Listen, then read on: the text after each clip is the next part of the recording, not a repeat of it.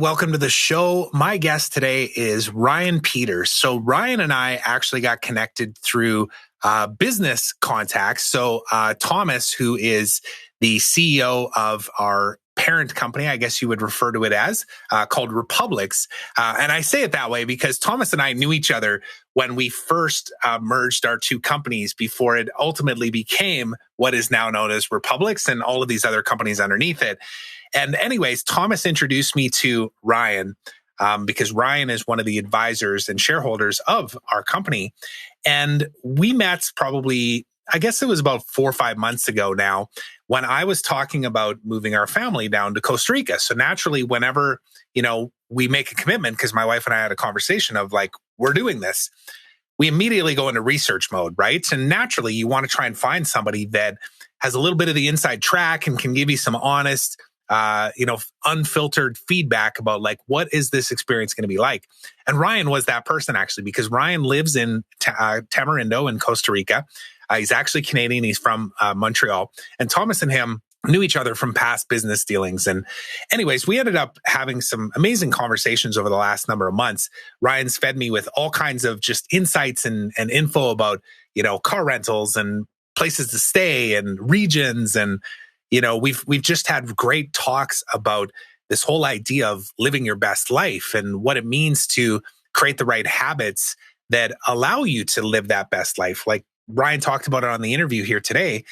His day starts at 5:45. He's on the beach doing yoga. Then he's in the water surfing. Then the heart rate's going and he's coming back and having a healthy meal.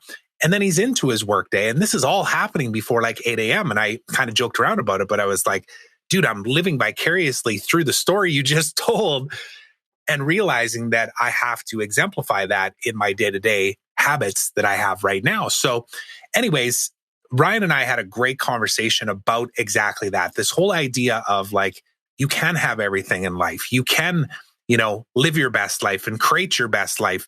And it can be in a tropical, beautiful location, but it really starts with the inner work. It starts with having the right values, having the right habits in place that allow you to be, thriving when you do finally get to that place. And we spoke about just the state of the world and, the opportunities, but also the challenges that people are faced with now with the work remote situation, not only employees, but also business owners, and how companies need to truly embrace this and not only embrace it, but support people to live their best life.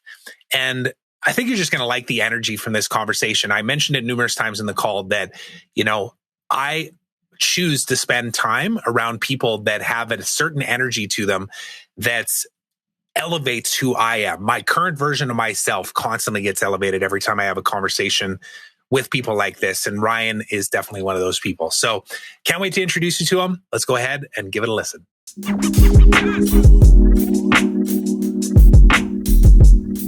All right, Ryan Peters, welcome to my show. So good to see you again, my friend. You too, Trevor. Good to be here. Yeah. And you can't help but notice and hear a little bit of the jungle buzzing behind you there. Give everybody a little sense as to where you are sitting at this moment right now.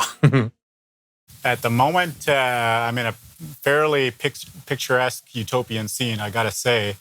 And even when I wake up, it feels a bit surreal, as much as I have done this for a fair amount of years. But I'm in a small town called Tamarindo off the west coast of Costa Rica.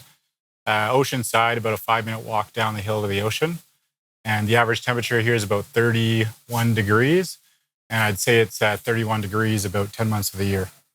Beautiful. Love it. Not bad. For anybody that's been following along on my podcast, you know that I've been talking about the fact that our family is going to be moving, whether it's to Tamarindo, Costa Rica, Panama, Mexico. I don't know. We'll see where the wind kind of takes us and all of the other things that are, slowing that down or allowing us to have these nice little, necessary pivots along the way. But Ryan is somebody that's we've connected through just mutual contacts through business originally.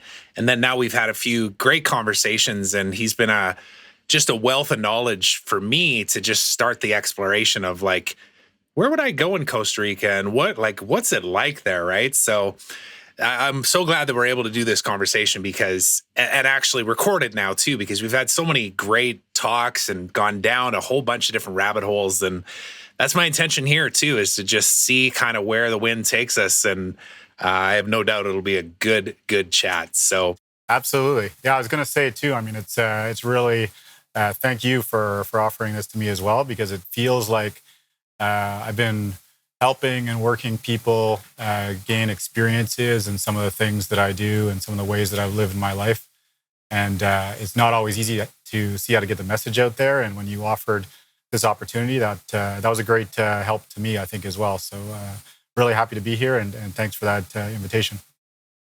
Yeah, of course. And I do want to tap into that, like all the knowledge of what you have, not only in the business side, but just the habits that you've created for yourself that have allowed you to pick up and move from Canada, from Montreal down to Costa Rica. You know, you've owned businesses, you've had teams, you've built cultures, you work with and support companies, including the one that I'm a shareholder in. Like, we are both actually connected that way as shareholders in the same company. So as an advisor, all of these things, I think there's just a wealth of knowledge there. And then the other piece too that is important, and I'll actually just read this out because I always tell everybody whenever I do these interviews that there's a quote by Brene Brown where she says, "One day you will tell your story of how you overcame what you went through, and it will be somebody else's survival guide." So that becomes a bit of a intention that I always set, because it allows a person to go, okay, you might be sitting on a beautiful deck overlooking the ocean right now, but like, what was that real messy journey to actually get to that place? So I'm looking forward. Very, very true. The struggle is real, as we all know, and it's always easy to make a good fancy Instagram picture, isn't it? Absolutely, man. And, you know, the last time we were talking, I've got a whole bunch of bullet points here on things that I want us to try and get into, and I'm sure it naturally will. But you brought up this story about a helicopter crash in the Yukon, and you actually prefaced it too, where you're like, I don't know if we're going to have time to talk about that. And I heard that and I was like, oh man, I got to start with that. Are you open to telling that story? It's something that'll kind of maybe start a foundation. Excellent. Yeah, well, I guess like everything in life, everything's got its ups and the downs, right? So we all go through our trials and tribulations, and I'm definitely a part of that truth that we all have as well. So the helicopter crash was back in 1997. I'm 45 years old, just to date myself out of clarity, and that was when I was about 19 years old. I was working as a exploration diamond driller, which is basically the early stages of locating minerals, gold, silver, copper, uranium, etc., for mining activities around the world. It's called diamond drilling, and it's mineral exploration. So we got to get flown into very, very remote regions. This was up in the Yukon, and we do the first phases of exploration with machinery, tractor-based drills, to drill into the ground and do test samples with geologists to look for mineralization. And so I was doing that when I was 19 years old. My father was in that industry across the world. My family was in it, and I got a shoe in for a project. I did well in the first one, and that was kind of like my green light to keep on working at it in future projects. It's 12-hour days. It's 60, 90 days in a row, no breaks. It's tough work, some of the toughest work that I've ever encountered. And I think a lot of people would acknowledge that too. And it's in remote areas. So in this case, we were flown into the Yukon about 3 or 4 hours. And then we would take a helicopter up into the mountains every morning or every night if we were night shift, and work 12-hour days for about 90 days straight. And one day while we were moving that equipment from one side of a mountain to another, the helicopter pilot, great guy, taught me a lot, kept me alive actually a lot as well. He had picked me up on the side of the mountain and was helping me string some high-pressure hose line across to our new site. And we lifted off in this 550 Bell helicopter, kind of, whizzing across a mountainside. And if you can imagine a cliff, we kind of, flew over a cliff, which made our altitude go from about 500 feet to about 3,000 feet in a few seconds. And it was about October, so we had apparently caused some ice to form around the air intake valves, which are the back kind of vents that you see in a helicopter. And that's what ignites the gas or gasoline to air ratio, which creates a combustible flame that creates an engine. This I learned later. At the time, there was just this big red flashing light in the middle of the console that is the engine outside, and it's that typical movie sound that you hear as the helicopter's engine went out. And we were at a few thousand feet, I guess, at that point. Everything else happens in a few seconds, as slowly as it is in my mind. And we dropped. Obviously, there was no wings on a helicopter. The helicopter pilot was silent, good guy. The last thing I remember is him saying, "Hold on," very seriously, just before impact. He had created an auto-rotation movement, which was kind of like a kamikaze dive to the earth, which created a little bit of friction on the rotor blades to speed up. So at the last second, he could angle them and create a little bit of lift before impact.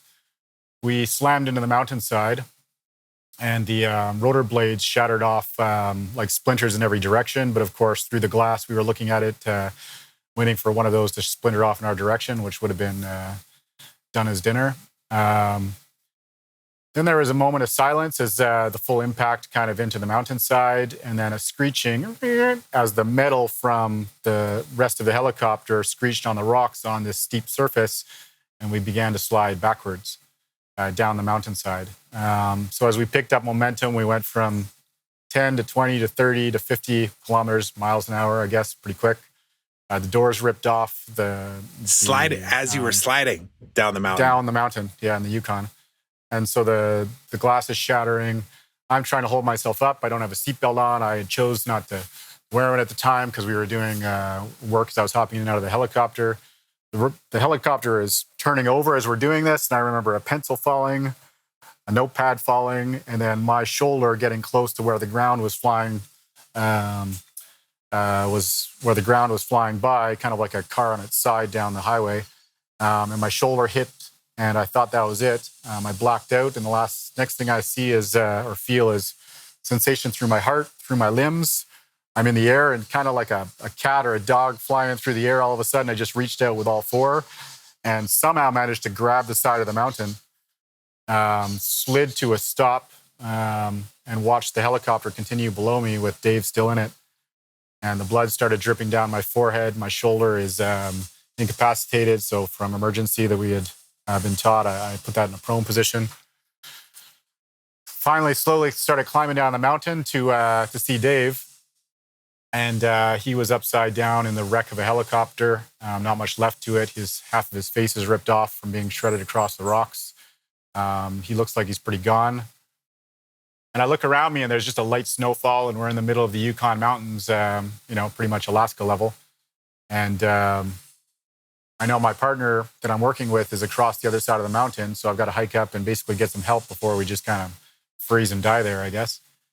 So I start hoofing it up the mountainside. I tell Dave to just hang on for a minute. I didn't want to take him out of his seatbelt because that could risk spinal injuries. And I start hoofing it up the mountain with blood and sweat rolling off my forehead. One of my eye gets kind of swollen shut with a shroud of blood kind of crusting it over. And get up to the corner of a mountain eventually, scream out to my partner across the mountain. I see he kind of gets the feeling and the vibe, and head back down to see Dave. I get down there, and Dave has actually pulled himself out of the seatbelt, landed on his head probably, and then just was kind of in a daze with half of his face gone.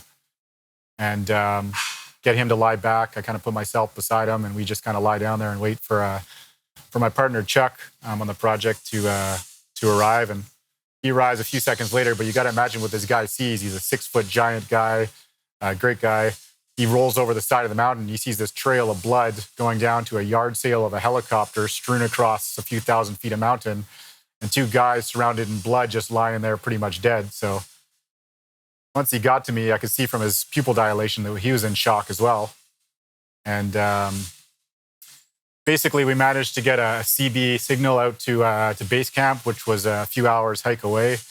They had a plane kind of flying out overhead of us, trying to help us out at some point. But eventually they had 3 helicopters lift off, one from Vancouver, which was a military surgical team helicopter, one from Juneau, Alaska, and one from Whitehorse, Yukon, all trying to do the rescue mission. The one from Vancouver was too far away, so they turned back. And the other 2 helicopters got there at some point a few hours later. It was a bit of a daze. I was given oxygen. I revived then, and eventually got carried to 2 helicopters that kind of flew us and took us away. And I've got some fun Kodak camera pictures from way back then because I had a camera in my backpack, and I was smoking at the time, which I quit, but we had nothing to do for an hour or two, so we took some pictures, which I've still got somewhere. And anyways, Dave was in the hospital for about a year in intensive care and critical condition as they had flown him down to Vancouver that night in a Learjet. And I walked out of the hospital in 3 days, surprisingly, but was pretty rough shape for a few months after that. And then spent a year in Australia and Indonesia and traveled the world a bit and worked overseas doing some of the same type of work. And then a year later, actually got back to BC and flew to the same spot and did the same project all over again and flew over my crash site every day for about 60 days. And Chuck just happened to roll into the camp about 4 days after I got there. And we both laughed because it was deep closure flying out of that project. But man, did we laugh at ourselves a few times during that second project when we got into some tight situations with fog and so forth and looked at each other and said, what the hell are we doing back here again? I guess that's also entrepreneurism to a certain extent sometimes as well, when you're like, you always go through the ups and downs, and sometimes you look at each other and going, why couldn't we have just chosen something else to do with our lives? So, but yeah, I guess that's a little bit of an analogy and a good short story. Totally, man. Well, honestly, I had no idea what the story was going to be because we kind of ended our last call and you mentioned it. I was like, I think I need to dig into this one. But yeah, that's incredible. And I was thinking cliffhanger the whole time we were talking about that. I'm like, holy man, when is Sylvester Stallone going to show up in this story here? But that's intense, man. Yeah, I think Chuck was bigger than Sylvester, to be honest with you. He's 6 foot, at least 6'4", and probably 220 pounds of solid muscle back then. So, wow. Yeah. Well, no, what a great kind of analogy to like what you were saying there though too. And I think one of the things that you and I have really connected on is obviously we both have a background in entrepreneurship and starting things. And, I only know bits about you just through Thomas and what he's told me. And then naturally what Google tells me and what Costa Ryan tells me, your website and all that kind of stuff. But every time I talk to you, there's something else that you share where I'm like, oh, geez, you've been through that too? Oh, gee. Oh, you surf as well? Oh, you like playing guitar? Oh, you know what I mean? Like we end up finding these commonalities where I'm like, I feel like I could hang out with this guy and I've never met him before, like, and we've already kind of built that friendship just after. Yeah, totally. Yeah. And it's been like, 3 Zoom calls so far, right? So anyways, that kind of stuff, I just enjoy that because, I want to spend more time with people that I can have these enlightening conversations with and have really interesting stories to share too. So I'm so glad you shared the helicopter story because that's a great way for us to start on all of this. I'm happy to do an interview for you on your same show if you want at some point. We can learn more about you as well. I know the spotlight is a bit more on me on this side, but I'd be very interested in hearing more of your stories as well. Yeah, absolutely. Well, that's definitely going to be a part of the model going forward too, is, I've really focused on trying to bring other people on and tell their stories. And then I'll throw a little bit about me in there, but it's time to flip the microphone at some point here too. So I may take you up on that offer for sure. Right on. Yeah, absolutely. So let's maybe dive in then too into a bit of your corporate background that kind of got you to this place where you're now in Tamarindo, you're in Costa Rica. You didn't just get there a couple weeks ago. Like you've been there for a few years, I believe. And we were talking about this in our last conversation, the idea of going from like business owner to an employee to contractor and just all of the possibilities that are open to people now. And while it is unlimited possibilities, there's also a lot of things that can really cause a person to stumble or just not really be able to live that life that they think in their head they want to live. And we were speaking about like habits and all of that stuff. I want to dive down all these paths, but let's maybe have you explain to everybody what brought you to this place from like your corporate journey. So tell everybody about the business that you ran and like what brought you to Costa Rica ultimately. Yeah, so I started a tech company, mostly in hardware, software, wholesale logistics, with a partner about 14 years ago. That company was bootstrapped, which was mostly the way to do things back then. 14 years, not being that long ago, but a long way in the way the industry goes, I guess, these days. It went fairly well. And over that 14 years, the company progressed to, have probably somewhere around 700 medium to enterprise level clients, spent some time in California, San Francisco, bunch of the usual suspects over there, helping coordinate with projects and working on different things as the company had grown. I lived in the U.S. For about 7 years as well, since we had a lot of activity through the United States and being in the medium to enterprise levels. It was global by extension. I first visited Costa Rica, I believe it was in year 3 of the company, which is when we really just started to make a bit of money at it. And I flew down here because I had a few buddies that were surfers and they had traveled all over Costa Rica and finally found this town and said, Ryan, or said to themselves, actually, not even with me in the picture, and said, we got to spend our entire next trip here because it had enough of a base of people, expats, and social ability that it looked like a fun town and some great waves. Also, the setting for Endless Summer 2, which is a very famous surf movie that a lot of the surfers will recognize. If you haven't seen it, it's a great old school movie. Robert August himself still in town and views the movie here from time to time. So I came down here with them. I wasn't a surfer at the time. I was a 2-on-2 beach volleyball player. They happen to have a bit of a group here for 2-on-2. So my friends surfed a lot and I played a bit more beach volleyball. And I was sitting on the beach and it was a mix of guys and girls, kids on the beach, the sun going down, the tropical jungle scenario. And it was just such a healthy environment. Honestly, in my mind, I was like, if I'm gonna grow myself in a good, positive environment, this is where I should be. And I mean, Canada's got incredible environment and settings and natural qualities to it as well. But, winters can be a bit tough, to put it mildly, as everybody would know. Just the environment here and the quality of life and how revived I feel every time I'm here was just incredible. So I kind of set a goal to spend more time down here. And I think it took another 3 years of really driving on an operational level that company before I managed to make my way down here again. I just started spending more time and getting to know the area. And I guess, this whole remote working style kind of started it'll be 10 years ago, I guess, next year, where really I started not necessarily being completely nomadic, because that was a little bit tough to manage, but more like spending a significant amount of time, like 6 months plus in a region, to really get to know the community, the area, and that being, socially, business, socially, economically, and being a little bit more a part of those areas than just kind of like roaming around from town to town, week by week. So I think it's really interesting because the world is obviously kind of fast-paced into this remote working opportunity, which I think is great. I think thanks to COVID, it's catalyzed something very powerful and a level of freedom that everybody is starting to see. And I think that was actually a long time in coming.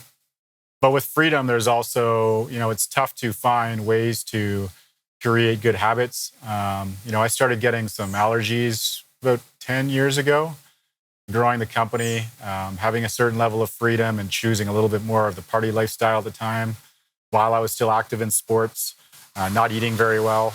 And it took a lot of learning to realize how to create some really disciplined habits, put myself in good places where I could truly prioritize health and wellness, still contribute on an energy level to business, and just keep things aligned in a way that felt right.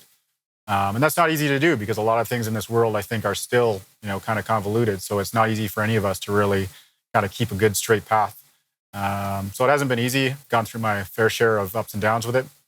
But that's, I'm living my best life as I've learned because of that. Yeah. No, that just opens up so many different things. And this is exactly how I figured our conversation would go, because that's how we have our just natural conversations. We just happen to be recording this one. But the whole idea of, how things have accelerated, especially in the last 18 months, 2 years type thing, that's an important one, I think, that I'd like to dig in with you on here too, because you're telling me essentially that, like, I think you were referencing like maybe 11, 13, 12 years ago type thing was the first time you visited Costa Rica. And it was because of the work that you were doing and, you're living in the States and all that kind of stuff. And I remember when I first started my first entrepreneurial venture, it was like 2004, 2005 type thing. And my business partner at the time, his name is Mike Alasky. I've also interviewed him on the podcast, but I remember him saying stuff to me back then of like Freedom 35, and I'm going to Costa Rica and you'll run the business here and I'll be down there. And at the time, there was parts of me that was like, that sounds cool. But then I was like, wait a second, this sounds like a crock of shit. And wait, I got to run this and you're going down and living in paradise. There was a lot of like stories going on in my head back then where I couldn't even fathom the idea of like moving outside of my bubble that was my community, my province, my country, let alone that, right? But, fast forward 15 years later, and now, it's been planted in my head. And obviously I've made slow steps towards that. But for anybody, especially like we were talking about this the other day, the stats are telling us that there's like 4.5 million people a month that are either quitting their jobs or getting fired in the United States alone. And it's causing people to step back and go, and some of them are going, well, where's the grass greener on the other side, which is one choice. Other people are saying, where's the company that I can go work for where I don't have to ever go into an office, which then opens up the possibilities of working anywhere. And then there's the entrepreneurial types that'll say the same thing. And now they're trying to decide where to go. My question for you is this right now is, what have you seen in Costa Rica and just in your own periphery of like that influx? Like, how are you seeing that whole world and people showing up there even? And what's, I'll just start with that. What are you seeing on your end? That's a great question. I talk about this a lot. It's, I find it, I really am inspired and motivated when I can help people go through those processes of negotiation and stepping into different places, really where they want to be in life. And I've helped a few friends, a few people that have just reached out from time to time as well, go through those steps of speaking with their employers or other to say, look, I'd like to change the terms of how we work together. And this is what I'm looking for. And I've seen them succeed at it and succeed very well at it. And it's been really rewarding for me just to see that. I find in Costa Rica, since I've been here, and especially in the last 2 years, let's say, that I'll meet people, out in the water, surfing at 6 a.m. in the morning, which I like to be out there at that point because I'm back at the office by 8 o'clock. I'll be floating there, and someone will be floating beside me, and I can tell by their board they're a bit of a beginner, but they're just loving the scene out there. The sun's rising, the water's calm ahead of us, but it's breaking in the waves just in front of us. And you strike up a conversation. The quality of that conversation, first of all, is incredible. And they're like, "Well, I just flew down here, moved down here from New York City or from London, or we've got people from Switzerland flying in here all the time, from Europe, even in Asia, like a really good dynamic mix of expat community." And I can tell that a lot of the times they're still not even sure if they're really allowed to be here or not, as far as what they've just, from the office setting that they've been kind of stuck to for their entire lives, to all of a sudden be floating on the ocean in this paradise, and then just, hopping across the road to their fiber internet and being able to work again. And to go through the conversation and see them slowly extend their stay, and stay longer and slowly go through those doors of perception where they start to see the way. I love seeing people go through that because it is true freedom. And it's, they're really starting to live their best life. It's great to see. And I've seen a lot of that. So it is making big changes around the world. And I think the same for businesses, right? I mean, businesses are starting to see now that, they can manage their systems remotely, but it takes change, and it takes change from an executive level as well, to be able to kind of cope, manage, and figure out how to keep things moving forward while managing those new structures. And that's not easy either. So don't get me wrong, I'm not painting it, on one side or the other, but that's a new reality. And I say thanks to COVID, the world is seeing a new level of freedom. It's just how do we find the right habits and the right structures to keep that on a good course, And I'll tell you those, waking up, doing yoga at 5:45 before you hit the ocean at 6 a.m. By the time you push back that break and your cardio is just giving it, you're ready to crawl back to shore, but you finally get past the break and you're floating out there in the Zen area, and you strike up a good conversation with someone from the other part of the world, and they're basically doing the same thing as you. And you go back to the office by 8 a.m. and man, you are just like sharp at that point because your system has cleaned out all its toxins. You're feeling healthy and active. You got sufficient vitamin D. COVID rates down here, like things have been open, I'd say 90% of the time compared to up north. And that's environmental to a certain extent, as well as, probably a lower population to a certain extent over here as well. But a bunch of factors have just kept this place in a really good qualitative environmental structure, Yeah, again, man, like this is why I love talking to you is like the more I chat with you, I realize like you're actually a really good storyteller too. Like the way that you paint that picture, like I'm putting myself in that spot too. And I'm like, it feels like I'm there already, which naturally, of course, is just, the meditative state that we can, create on our own too, because. Hey, thanks, man. Encouragement is always, I appreciate that. Thank you. Yeah, and like to even take that a step further, like Nico. So Thomas and Nico were the two guys that kind of co-founded the company that we're both a part of, as well as like shareholders and advisors and that type of thing. But I was talking to Nico the other day because we were talking about 2022 coming up here, and like really overarching, he's like, what is the milestone that you'd like to hit? Like, what's a statement, your objective for 2022 as Trevor, the individual? And you know what I told him? I said, Nico, I want to do a deal on a surfboard next year. And it was literally because of like what you just said there, because we were having that conversation a few weeks back. So, and there's obviously a lot of pieces to that, right? It's not just, and that's ultimately not the end goal. It's not about trying to do business on the surfboard, but it's just there's a prioritization of health and wellness there and a quality of life that you're saying in your mind is your first priority. And that's not an easy thing to do, right? Especially in entrepreneurism, to really say, no, I can make that a priority. And it was great, getting Thomas down here for a while he was driving the Republic ship. It was a big step for them. And I remember him and his wife being on the phone with me and just drilling me, husband and wife style, because of their kids, and say, like, in the middle of COVID, being like, can we actually trust this guy to like step down into Costa Rica? And while they've got so much responsibility, both on the household side and on the business side, but to see them actually take those steps after some serious drilling, yes, and actually, like on the business side, continue to thrive, even more so just because of the quality of energy that he was able to exude, I think, just from the healthiness of prioritizing his health and wellness, as well as the family side and watching the kids, like helping them learn surfing out here on Sundays, and then us all going for dinner, and then strategizing on some next steps that he was working on.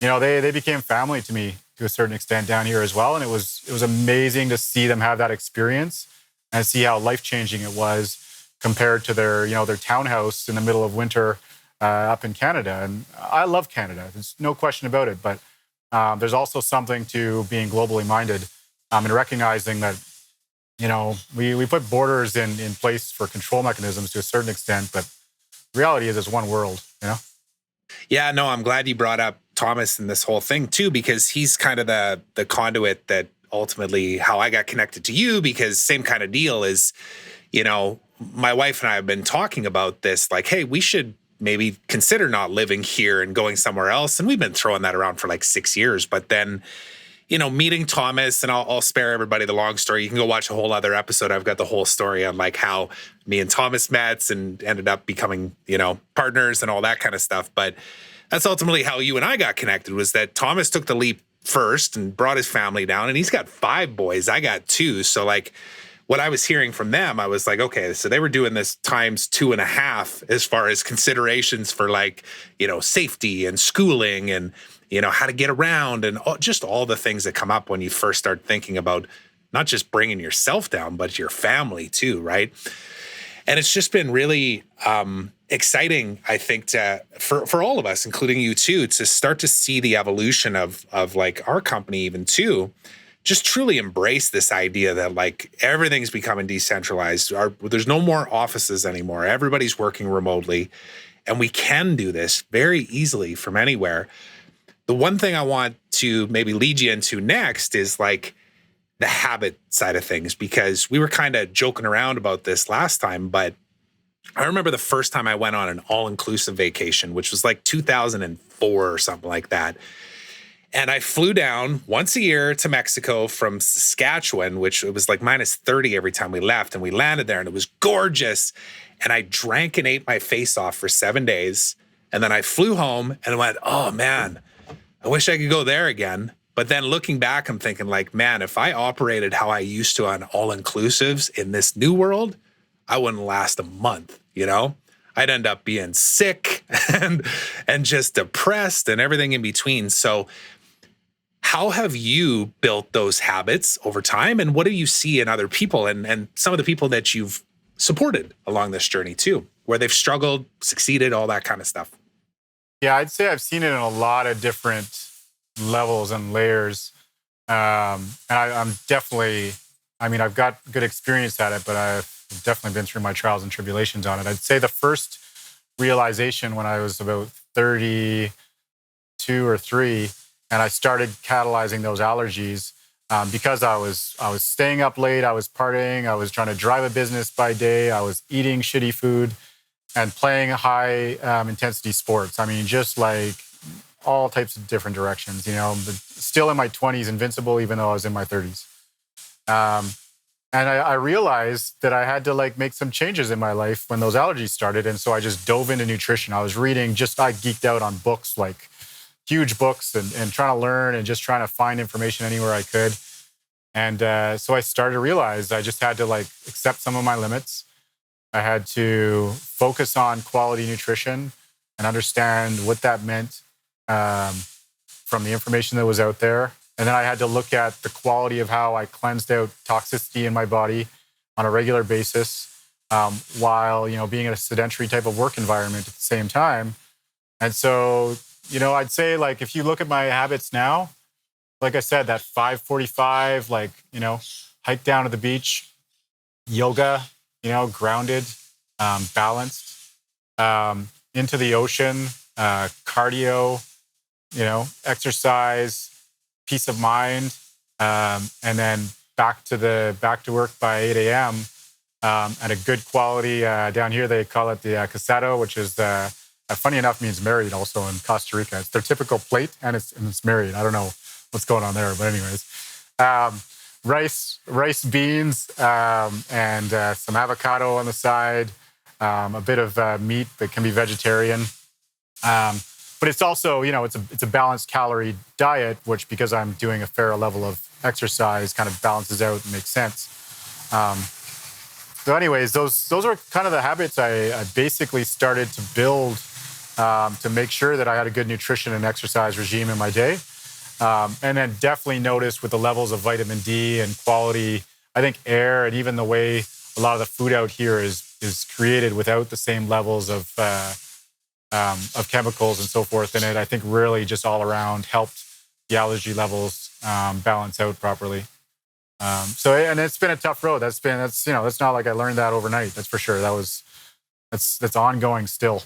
I think it always will be in my life. Yeah, for sure. I just made a note to myself here because I remember, dude, when we first got introduced to, and I was like, hey, what's a good time of day for you to connect? And you were like, well, I surf in the morning and I spearfish in the afternoon. So anytime in between, I was like, holy shit, this guy's got the life, you know? I was like, what's your meeting slots? It's like between surfing and spearfishing. Yeah, well, the truth that I think people don't really realize too is everybody does go back to that 7-day vacation, all inclusive, whenever they think of people living in these areas, like that's what the life is. And it's not at all. I mean, when you're by the beach all the time, it's like saying you're on a ski hill every day because you're up north. Like it just doesn't happen that way. You're on the ski hill on the weekends. Maybe you go for a night ski after 5 o'clock. I mean, here, man, if you're outside after like 9:30, 10 a.m., or if you're outside before 4 p.m., I mean, it's brutally hot. Like you want to be inside. So the truth is, you know, that idea of lying on the beach all day and stuffing your face and drinking yourself silly. I mean, it's just poor habits and quality of structure. And we've all been through it. I've been there myself too. Don't get me wrong. And And it's just not the reality when you start to structure yourself into a living style rather than a vacation style perception of what the reality is. Yeah, and I think it's maybe second nature to both of us now. And I was just reflecting on this in my own head as you were talking there too. But I think back to like when this whole pandemic started in the start of March too, and people, within a month or two, you could start to see people's careers and their finances and their day-to-day lifestyles and stuff get really influenced, like impacted by it, right? And then I have people ask me, it's like, well, how's it impacting you? I'm like, not at all. Like I've literally been working remotely for the better part of a decade now. I set myself up in the entrepreneurial space to dive straight in head first, learn through the school of hard knocks. Not always the best way to do it. I'm still a big advocate for finding mentors to help ease that curve, that learning curve, but still a lot to be said for just diving in. So I personally felt like the whole like opening of the world and this remote working and creating a structure hasn't been a huge thing. But when we think about these 4.5 million people quitting jobs, or even companies that are trying to create a culture that allows their employees to realize that, like, look, we support you on this and let us help you try and get some structure where you used to know that you had a commute and then you had water cooler talk and then you had lunchtime. And then like there was structure in people's days before. And now it's just all over the place, right? And I personally think it's incredible, but I also know the reality that a lot of people are going to fall down on this. They're going to really struggle with it, Has there been anything over the years for you that have allowed you to kind of evolve in that way where, maybe you used to have this like fairly structured routine and then you stumbled along the way and then found something a little more consistent? Honestly, I feel like that's every day. I mean, those habits, we all fall out of the habits every day of our lives, every week to a certain extent, right? So yeah, I mean, the really easy answer is it's always ongoing. There's not an easy answer other than trying to stay in the best track you can on a regular basis. I think that with my first company, we really tried to help move things along in those directions too. We built a fully functional 2,000 square foot gym integrated into the company. We also built a health food restaurant integrated into it, trying to open up some of those concepts from an early era, I think, in those directions. And I still remember getting to San Francisco and telling them about those concepts and then being like, oh yeah, cool. Yeah, we're totally doing the same thing down here, and being like, all right, I got some things in common with the West Coast brothers. And yeah, and then just going and moving from that system into a more flexible remote working setting is not easy as well. And there's always going to be ups and downs through that. It's just, I think, really trying to stay in tune with the best quality of prioritizations you can. I know that's not really a concrete answer to your question, but I think that's the best one I can give off the top of my head. Yeah, well, and I think it speaks to, like we were talking the other day, just about cultures within companies and stuff, and how do you support the people ultimately that build these visions together, right? And the whole idea of like a company has values and mission and vision, and so does an individual. And if you can find a way that the two of them can serve each other, where like this is how I'm seeing like the last couple of years have gone. And, you're a part of it because you're a piece of the puzzle of people that I've met along the way. It's like, how do I live my best life and make sure that I'm serving my values and that they're not in conflict with what I'm doing on the business side of things? And, I think this is from what I've understood of you and who you are and how you show up and how you're an advisor with companies and stuff, is that's one of the values you bring, is that experience of the years of, running very successful companies financially, but then also understanding, for lack of a better term, work-life balance and how to support people to actually live their greatest lives, and knowing that that's an important piece of the puzzle of actually creating a business that has the ability to last as well. Yeah, totally. Yeah, that was, if we just looking at Republics too, and Thomas, when I met him at his early stages, and you could tell this guy was driven, and being able to share on the learning. A lot of the work I do tends to be with CEOs in companies that are looking to grow and scale. And I find I've had the best ability to create change just because that mindset starts to pervade through the organization to a certain extent. But it's really of their own drive and initiative. It's not mine. I can offer suggestions, but I am by no means the person that then implements that change. So, that's 100% theirs.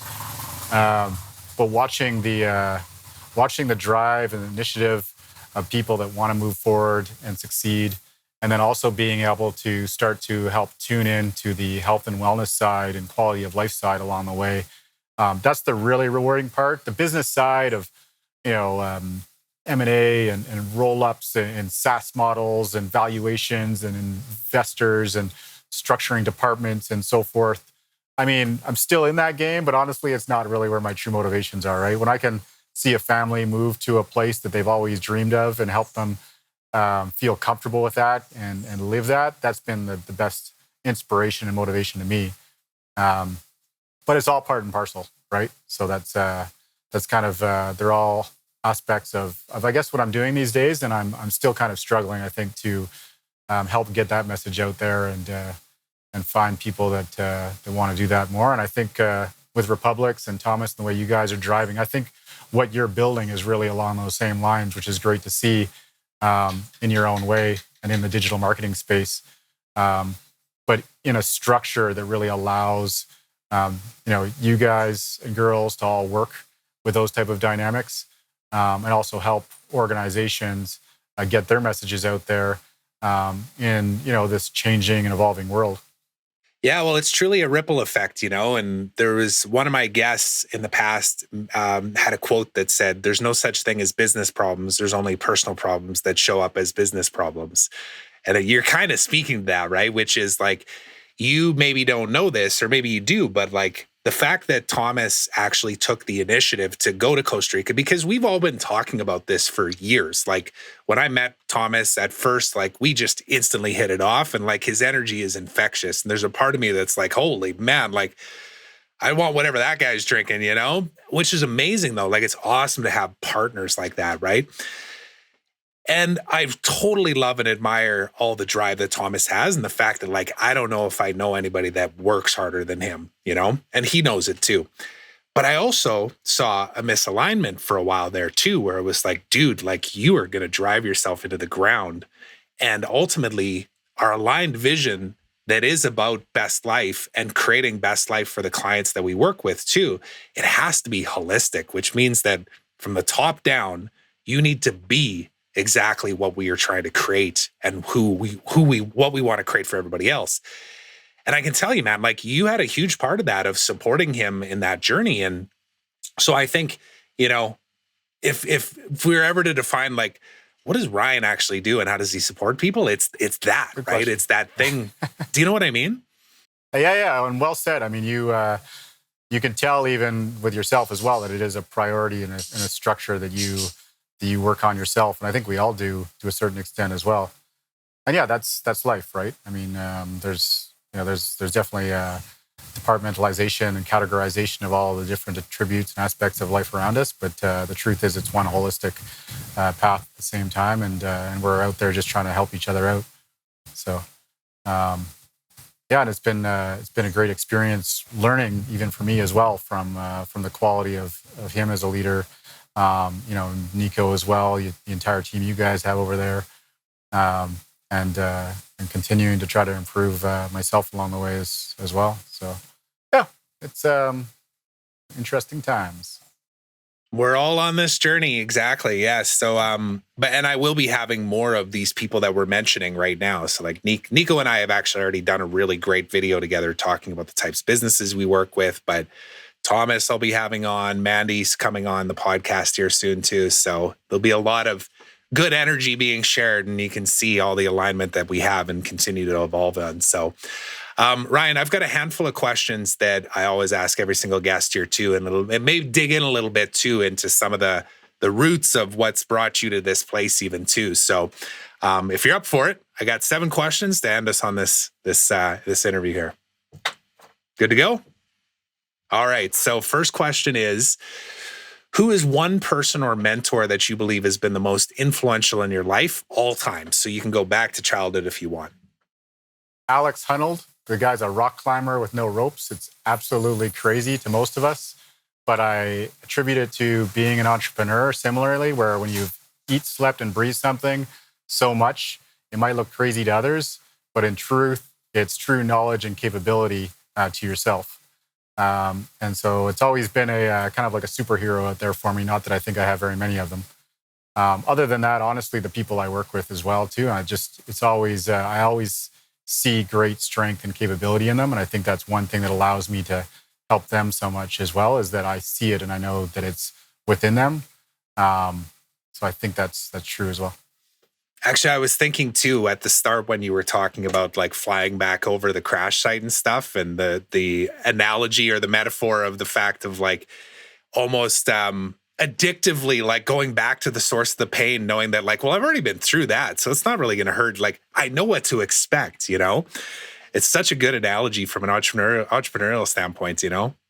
Yeah, it was facing those fears and then gaining the closure from it that was truly rewarding. It was a learning experience. Yeah, full circle loop there. Cool, great answers. So next question, very similar, but slightly different here. So who is one person or mentor that you feel is the most influential in your life right now? So somebody that you're maybe interacting with a lot, somebody that has a lot of influence over how you show up every single day. It's a very good question. I don't know.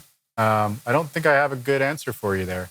I mean, the friends that I have in this region, all of them become heroes, I'd say, or people that I respect and listen to and learn from on a regular basis, because everybody's got something about them that we can learn from.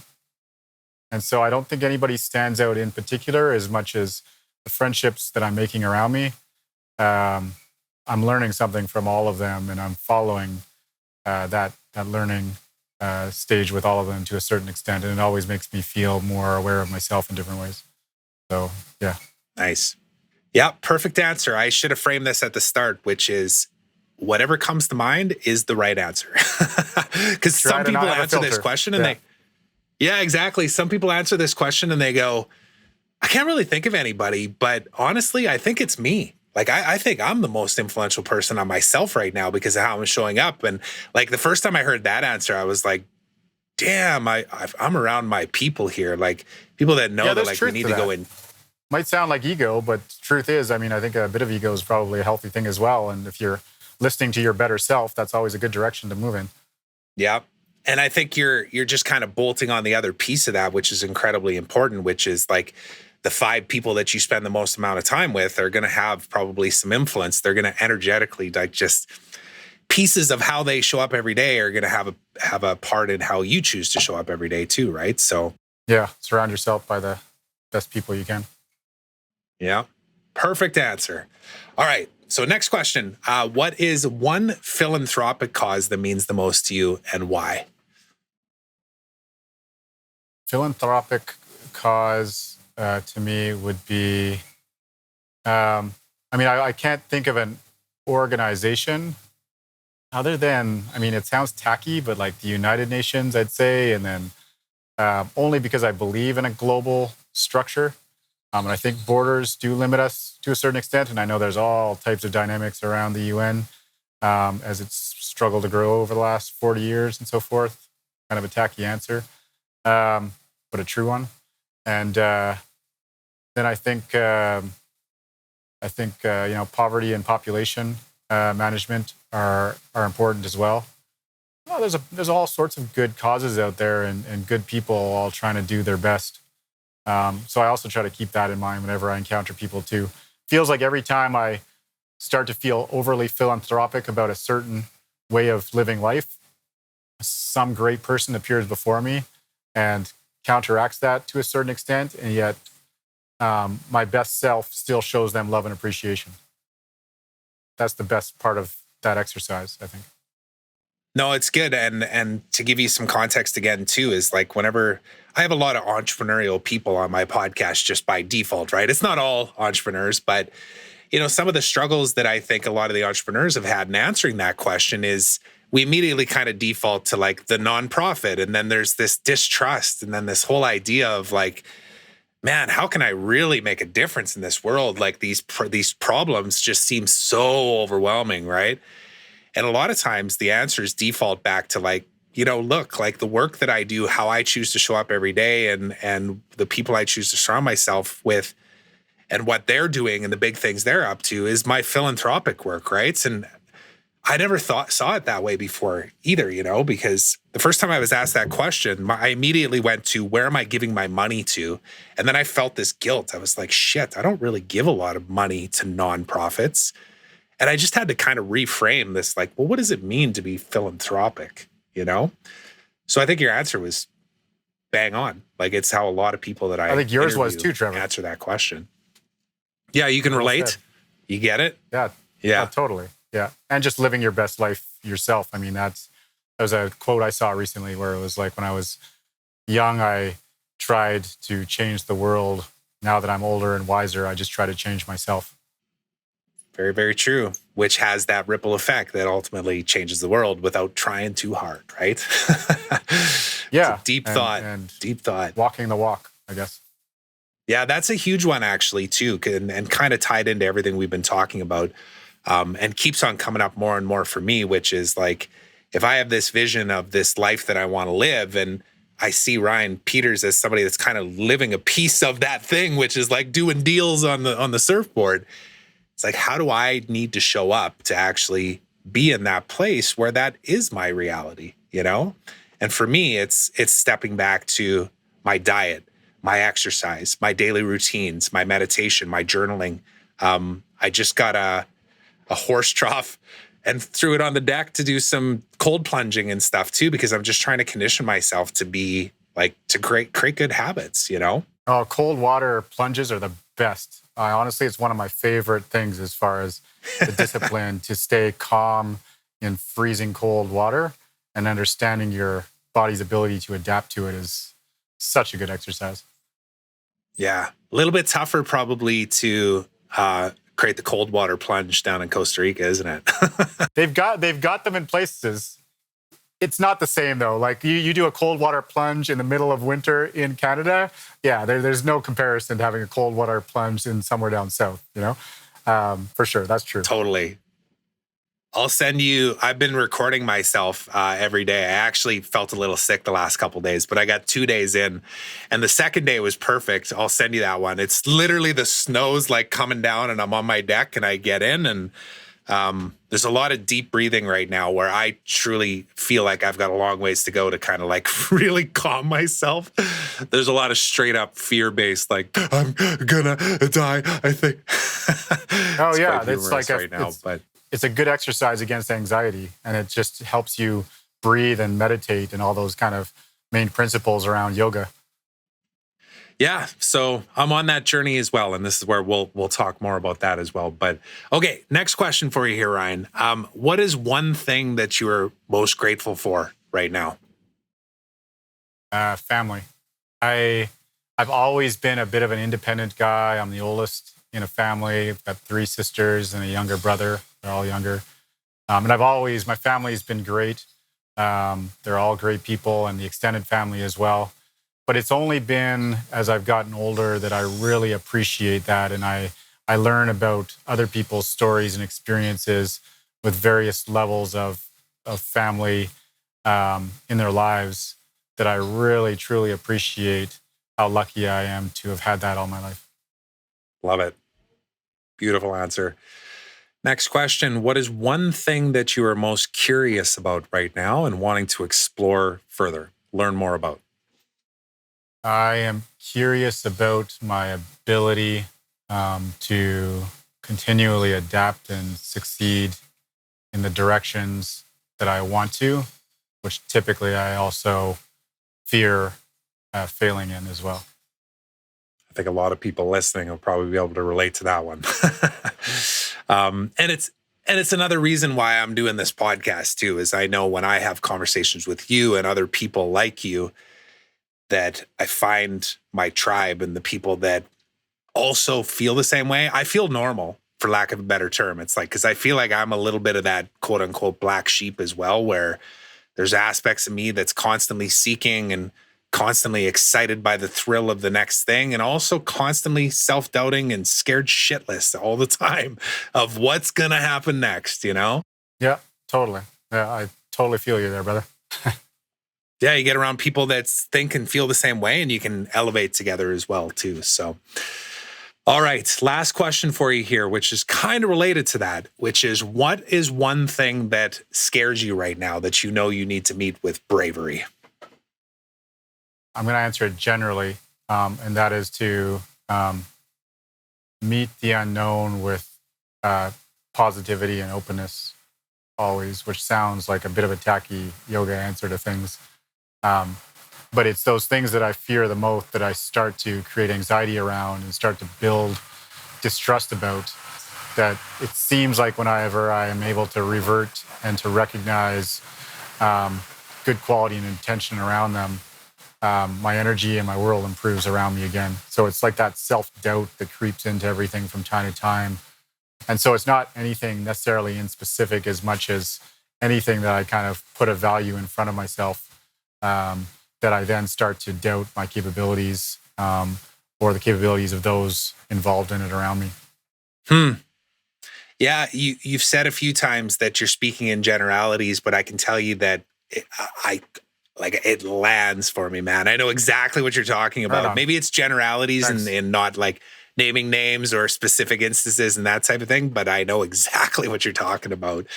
And on that note too, I just want to acknowledge you, man, for everything that you were just kind of wrapping up on there, because we've only had a handful of conversations, but I feel like we've really got to know each other well, and I feel like there's going to be a friendship, and we'll be able to create a lot of things together, and that's, I think, one of the byproducts of what you're just alluding to, which is that trust of like, look, I'm going to go down a path of like feeling maybe uncomfortable where I have a story in the past of I did this and then that happened, but I'm choosing a different story. And I know that I'm going to attract those types of people into my life. And naturally, the momentum and just the energy of all of that will just amplify. That's what I'm feeling right now. I don't know about you, but you're that kind of person that I know. That's equal on my side. I mean, I really appreciate this whole podcast and interview side and so forth. I think I've been searching for a bit of that communication level. And this is what, you and your team's expertise is too, which is great. I mean, it just shows in the quality of this exchange between us, I think, as well. And it's been great getting to know you also. And I've shared that obviously with other people that you work with, and that's how we've gotten to know each other.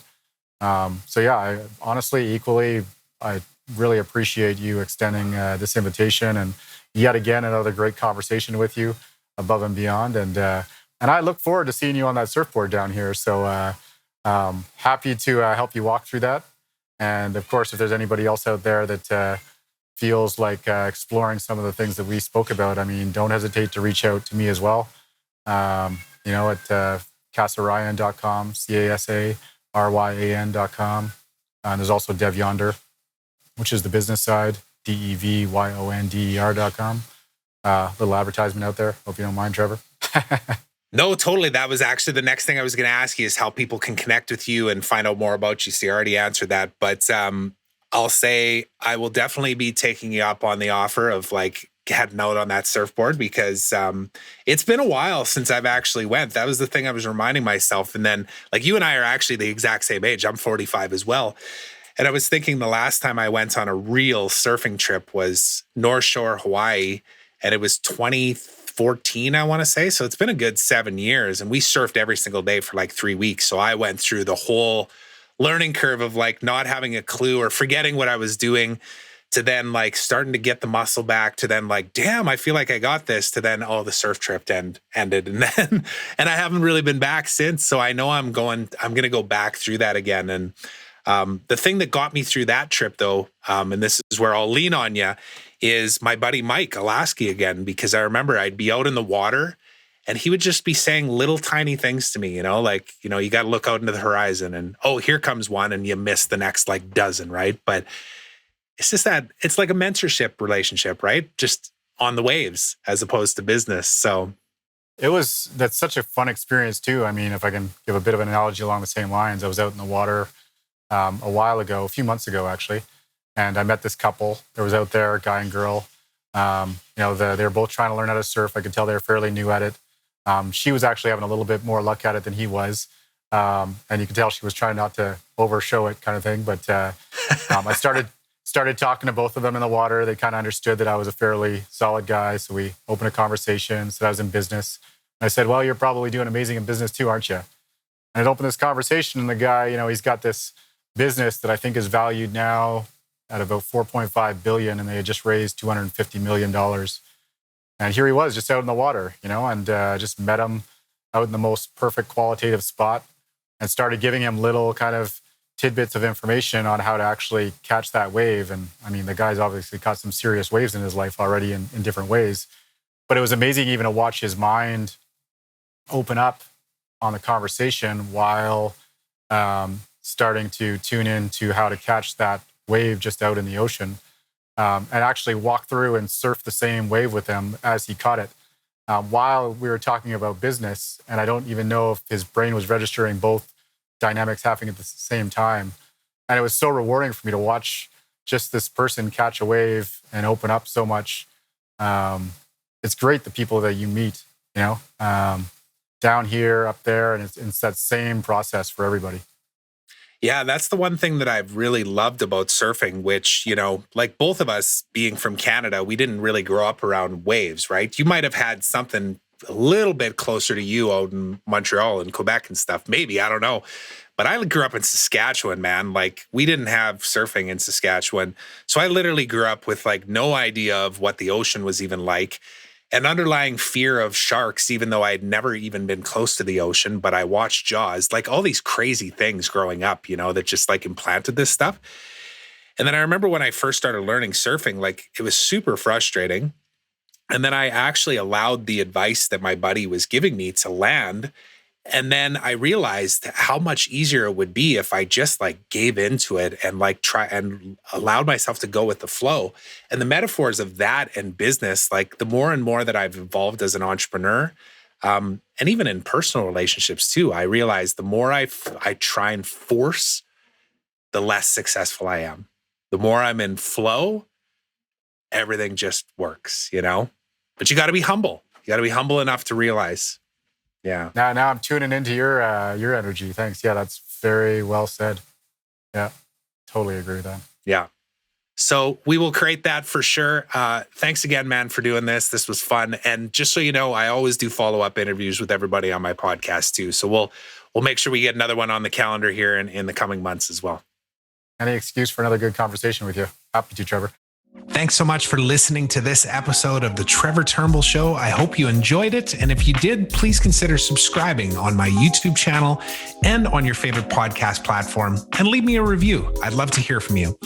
Now, until next time, remember, today is a beautiful day of opportunity. Trust that you're exactly where you're supposed to be right now. So be grateful, be curious, and be brave.